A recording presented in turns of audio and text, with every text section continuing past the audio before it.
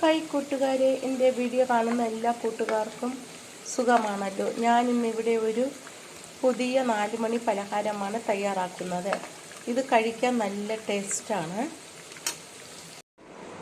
ചെറുപഴം കൊണ്ടുള്ള പഴംപൊരി തയ്യാറാക്കാനായിട്ട് നല്ല പഴുത്ത ചെറുപഴമാണ് ഞാനിവിടെ എടുത്തിരിക്കുന്നത്. ഇത് നമുക്ക് തൊലി കളഞ്ഞിട്ട് ചെറുതായിട്ട് അരിഞ്ഞെടുക്കാം.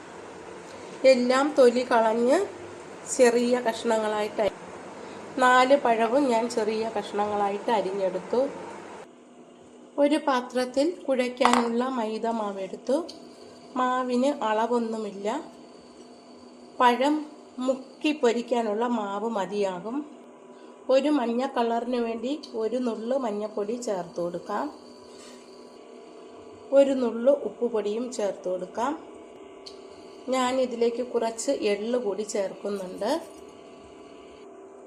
ഇനി ഇതെല്ലാം കൂടി ഒന്ന് ഇളക്കി കൊടുക്കാം. ഇനി നമുക്കിതിലേക്ക് ആവശ്യത്തിന് വെള്ളമൊഴിച്ച് നന്നായിട്ട് കുഴച്ചെടുക്കാം. കുറേശ്ശെ ഒഴിച്ചാൽ മതിയാകും.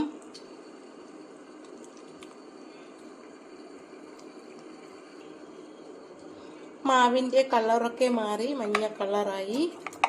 ഇത് നന്നായിട്ട് മിക്സ് ചെയ്തെടുത്തു. ഒരു പാൻ അടുപ്പിൽ വെച്ച് എണ്ണ ഒഴിച്ചു കൊടുക്കാം. വെളിച്ചെണ്ണയാണ് ഞാൻ ഇതിലേക്ക് ഒഴിച്ചത്. എണ്ണ നന്നായിട്ട് ചൂടാകുമ്പോൾ ഓരോ പഴവും എടുത്ത് നമുക്ക് മാവിൽ മുക്കി എണ്ണയിലേക്ക് ഇട്ട് കൊടുക്കാം.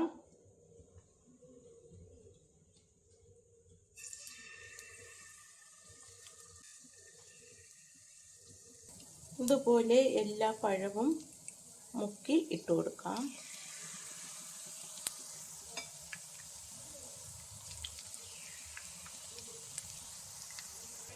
എല്ലാ പഴവും ഞാൻ മുക്കി എണ്ണയിലേക്ക് ഇട്ട് കൊടുത്തു. എല്ലാം നല്ലതുപോലെ വെന്ത് വരുന്നുണ്ട്.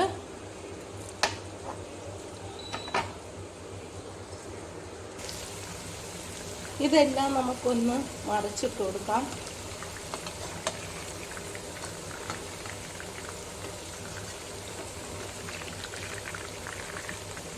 തട്ടുകടയിലെ പോലെ നിറച്ച് എണ്ണ ഒഴിക്കേണ്ട, കുറച്ചൊഴിച്ചാൽ മതിയാകും.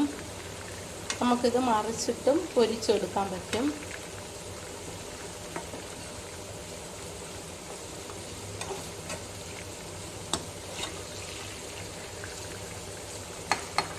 എല്ലാം ഒന്ന് ഇതുപോലെ തിരിച്ചിട്ട് കൊടുത്താൽ മതി.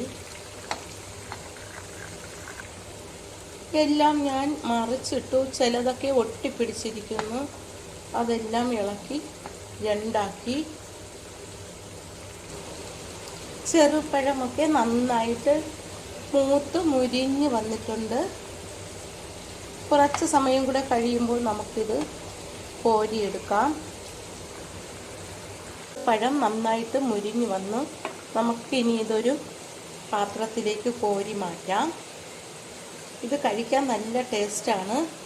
പഴുത്തിരിക്കുന്ന ചെറുപഴമൊക്കെ ഇതുപോലെ മൈദ മാവിൽ മുക്കി പൊരിച്ചെടുത്താൽ കൊച്ചുകുട്ടികൾക്കൊക്കെ കഴിക്കാൻ നല്ല ടേസ്റ്റായിരിക്കും. എൻ്റെ ഈ വീഡിയോ ഇഷ്ടമായെങ്കിൽ ആദ്യമായി കാണുന്നവരെല്ലാം എൻ്റെ ചാനൽ സബ്സ്ക്രൈബ് ചെയ്യണം, സപ്പോർട്ട് ചെയ്യണം, ലൈക്ക് ചെയ്യണം. Thank you.